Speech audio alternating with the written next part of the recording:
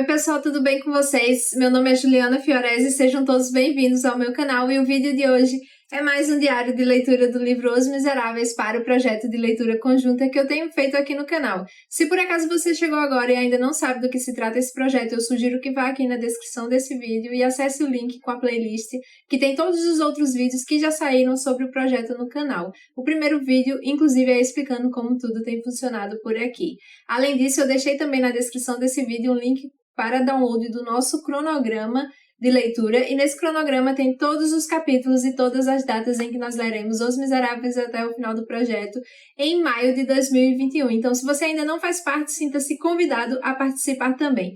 Lembrando que esta não é uma leitura aprofundada no livro Os Miseráveis e nem tampouco são aulas sobre esta obra. É mais uma troca de experiências literárias que eu venho fazendo aqui através desses diários de leitura. Eu conto justamente as minhas percepções pessoais de tudo aquilo que eu estou achando das páginas que compõem este livro aqui, tá bom? No vídeo de hoje nós vamos falar sobre 2 capítulos do livro segundo da parte 2. Esses capítulos são o 2 e o 3. Então, se vocês ainda não leram nenhum desses capítulos, eu sugiro que parem o vídeo aqui, leiam os capítulos e depois voltem, porque o vídeo de hoje contém spoilers.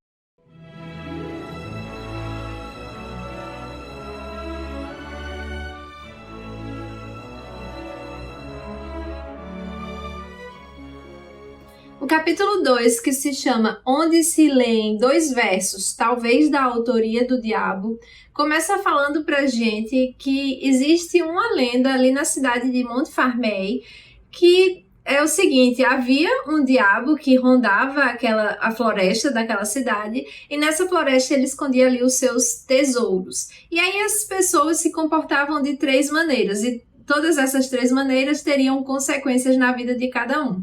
Então, se alguém poderia ver um homem negro, como se fosse uma sombra assim, enterrando coisas na floresta, e aí a pessoa poderia ver aquele homem, se dirigir até ele, e quando ela se aproximasse dele, veria ali então que era um simples camponês e que na verdade ele estava arando a terra. Ele não era o diabo, como pensavam. Só que depois desse encontro, um mês após esse encontro, essa pessoa chegaria a morrer. A segunda situação seria a seguinte: a pessoa veria este homem na floresta, ficaria escondida ali, esperando ele enterrar os seus pertences, e assim que ele saísse, a pessoa ia lá, desenterrava para ver o que tinha ali naquele local, né? Qual seria aquele tesouro. Muitas vezes eram algumas moedas, outras vezes eram coisas que não tinham muito valor, como cartas de baralho. Vai dizer aqui que, inclusive, poderia ter até esqueletos e às vezes poderia não ter nada. Mas aí a pessoa que foi lá e remexeu ali na terra para ver o que é que tinha, depois desse fato, um mês depois, ela chegaria a morrer também. E a terceira situação seria a pessoa ia olhar esse homem de longe, ia fingir que não viu nada e ia para casa sem fazer absolutamente nada. Essa pessoa viveria 1 ano a mais, mas ela chegaria a morrer também. Então isso era uma lenda que tinha ali na cidade de Montfermeil, e que naquele momento em que Jean Valjean ele consegue fugir ali da prisão, e ele até vai para sua casa, né, que ele vai dar algumas ordens ali para dizer para a irmã Simplícia o que é que ela devia fazer com Fantine. Enfim, naquele momento, depois daquele momento, ele foi visto andando ali pelas redondezas da floresta de Montfermeil. Isso é só uma observação que o narrador vai colocar aqui. Só que vai existir um rapaz um cantoneiro que se chama Boulatruelle.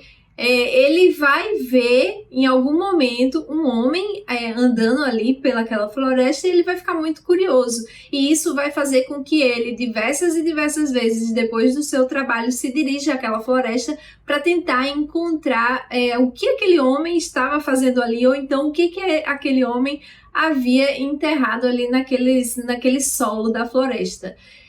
O pessoal começa a ficar meio perturbado porque vê que o Boulatruelle, ele faz isso diversos e diversos dias, e aí algumas pessoas vão ficar curiosas para saber o que é que ele estava fazendo ali. Vai ter gente até que vai dizer que por vezes o havia visto revirando a terra.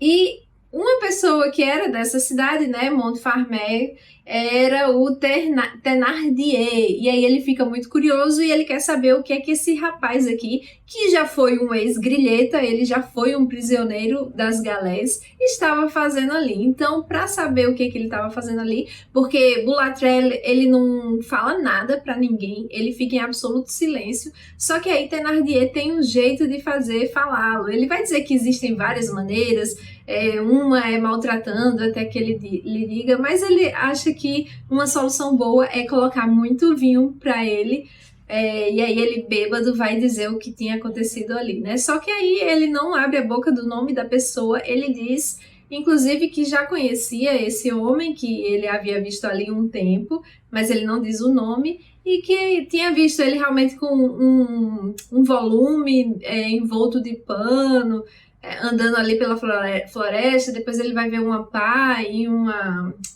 uma picareta, então ele meio que viu toda essa situação e ele ficou curioso, por isso que ele vai voltar diversas vezes lá. É isso que bêbado ele solta para o Thénardier, né?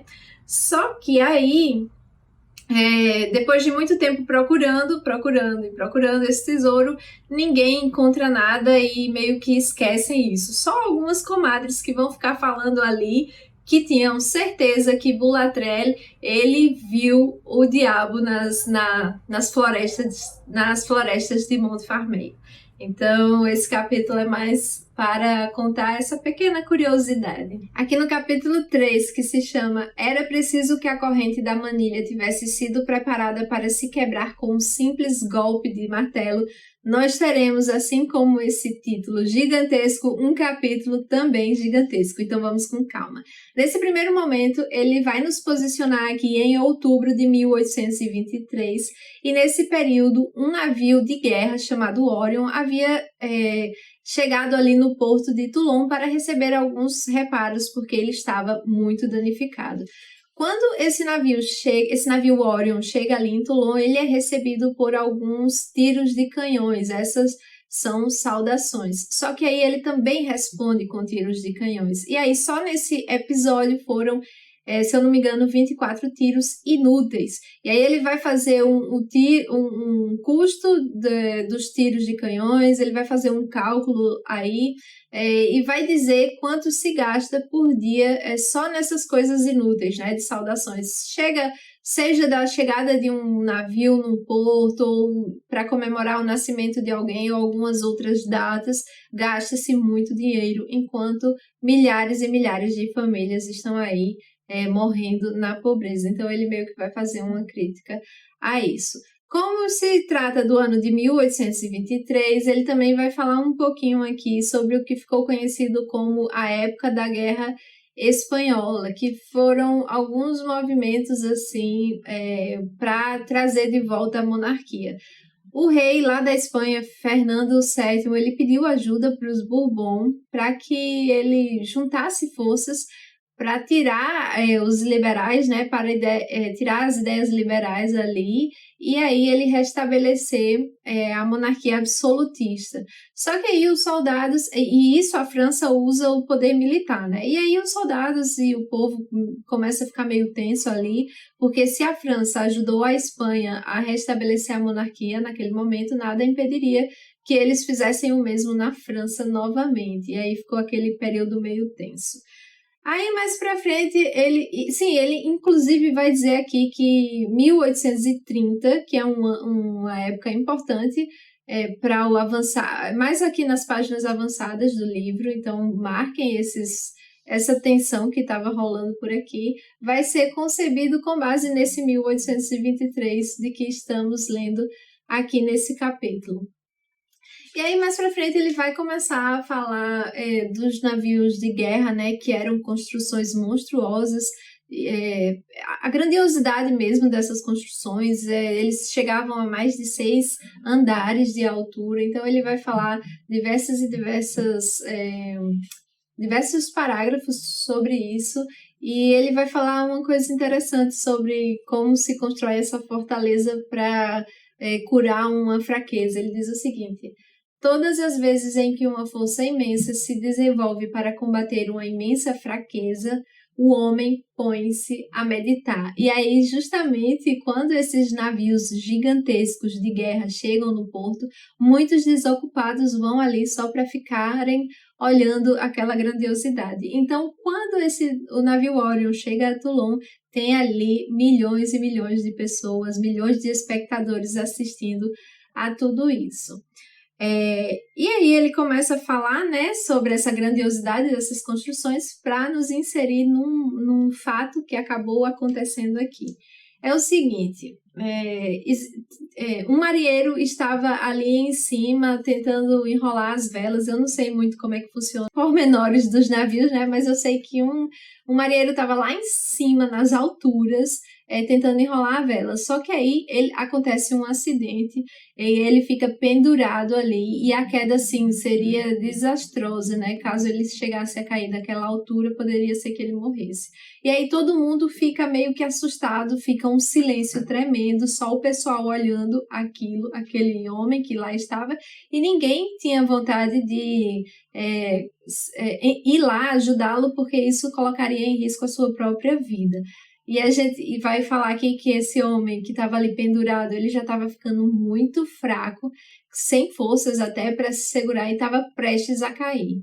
E aí tem um rapaz, um homem, né, que pede para os oficiais para ajudá-lo. E a gente vai saber que ele vai começar falando a seguinte descrição. Eu vou ler aqui porque eu achei muito emocionante essa parte. Diz o seguinte: de repente, viu-se um homem que subia pelo cordame com a agilidade de um gato.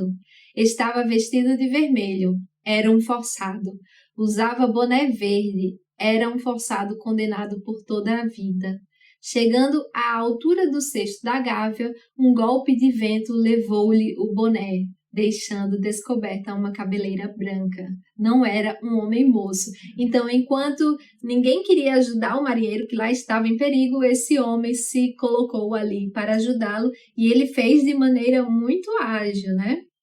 E aí aqui a gente já sabe quem é esse homem, né? Mas ele não disse quem é nesse momento.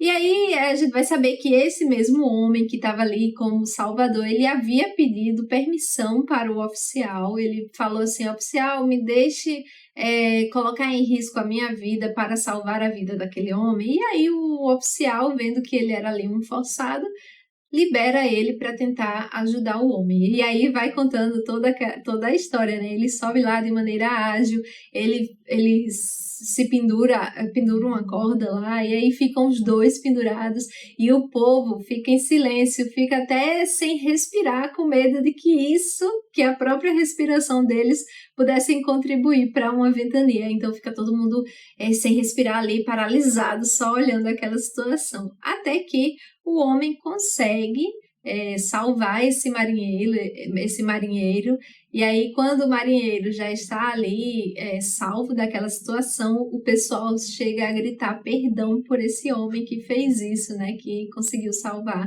a vida do marinheiro. Só que aí, enquanto esse homem estava ali descendo, ele cai entre dois navios, né, ele cai no mar. E aí a polícia começa a procurá-lo, só que aí ninguém acha, e aí sai uma notinha no jornal que esse forçado havia morrido ali, que provavelmente seu corpo havia ficado preso lá por baixo, e ninguém havia encontrado ainda o seu corpo, mas já deram como se esse homem estivesse morto. E aí a última frase desse capítulo fala o seguinte: estava registrado sobre o número 9430, chamava-se Jean Valjean. E aí a gente termina esse livro segundo. Eu achei essas últimas páginas desse capítulo muito emocionantes. Foi muito bom a maneira que Victor Hugo colocou o Jean Valjean de novo aqui pra gente, né? Então ele estava realmente preso, estava cumprindo trabalhos forçados. E aí naquele momento que o oficial ele liberta Jean Valjean, ele tira as correntes. Inclusive, depois que o oficial dá a permissão para esse homem salvar o rapaz que estava lá em cima, vai dizer que Jean Valjean só precisou de um martelo, que aí ele deu a martelada na corrente e a corrente simplesmente se quebrou. No momento, ninguém prestou atenção na facilidade que essa ação havia sido feita, mas eles chegaram a comentar sobre isso depois. Então, dessa maneira que Jean Valjean ali, depois que ele teve essa permissão, ele estava solto, estava sem corrente nenhuma, ele cai e aí não é mais encontrado. E assim a gente termina a meta de hoje. Me contem aqui se não é emocionante. Quem é que não achou emocionante essa volta de Jean Valjean? Eu achei incrível, eu tô muito empolgada com esse livro. E tô doida para chegar nos próximos acontecimentos aqui da história. O que é que vocês estão esperando também dessa leitura? Me contem aqui nos comentários. É isso, pessoal. Espero que tenham gostado do diário de hoje, do vídeo de hoje. Então, eu vou pedir que deixem um like nesse vídeo, afinal de contas, isso me ajuda demais. E se você ainda não é inscrito no canal, por favor, inscreva-se e ative o sininho. Dessa maneira, você não perderá nenhuma novidade, não perderá nenhum diário de leitura que eu vier postar aqui no canal, tá bom? Gostaria de lembrar a todos que os marcadores de páginas com ilustrações que eu fiz Os Miseráveis já estão disponíveis na minha lojinha online. Eu deixei o link aqui, são 8 opções de ilustrações diferentes aí para acompanharem a leitura de vocês e de quebra vocês ainda apoiam o meu trabalho. Outra maneira de apoiar o meu trabalho é assinando o meu clubinho de papelaria e organização digital lá no Apoia-se. Eu deixei o link aqui também na descrição desse vídeo e, por fim, se vocês comprarem quaisquer livros através dos links que eu deixei aqui, são links da Amazon e esses links são comissionados. Então, toda vez que vocês fizerem compras através dele, eu recebo uma pequena comissão da Amazon e isso não tem nenhum custo adicional nenhum para vocês. Muito obrigada por me acompanharem até aqui. Até o próximo diário de leitura. Um beijo. Tchau, tchau.